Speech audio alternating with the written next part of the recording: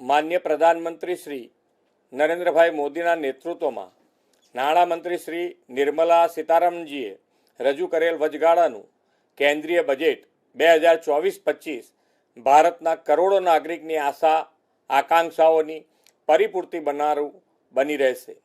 સમાજના દરેક વર્ગના લોકોની જરૂરિયાતનો ખ્યાલ રાખનારું આ સર્વસમાવેશી સર્વસ્પર્શી બજેટ માન્ય પ્રધાનમંત્રીશ્રીના વિકસિત ભારત એટ 2047ના વિઝનને સાકાર કરવાની પ્રતિબદ્ધતાને નવો વેગ અને ઉર્જા આપનારું છે.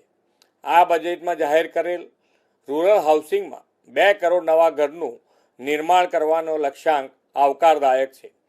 સોલર રૂફટોપની નવી યોજનાથી 1 કરોડ કુટુંબને આવરી લેવાની યોજનાથી ગુજરાત જેવા રાજ્યને ખૂબ ફાયદો થશે.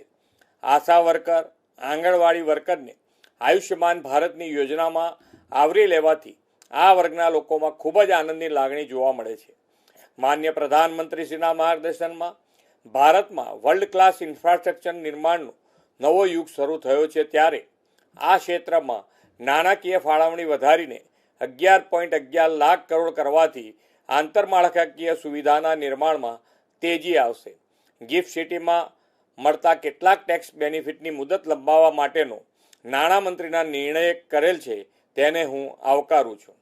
અમૃત કાર્ડને કર્તવ્ય કાર્ડ બનાવી ભારતને વિકસિત રાષ્ટ્ર બનાવવાના પથ પર અગ્રેસર કરતું આ પ્રગતિશીલ બજેટ આપવા બદલ માન્ય પ્રધાનમંત્રી શ્રી, માન્ય નાણામંત્રી શ્રી અને કેન્દ્ર સરકારને હાર્દિક અભિનંદન પાઠવું છું.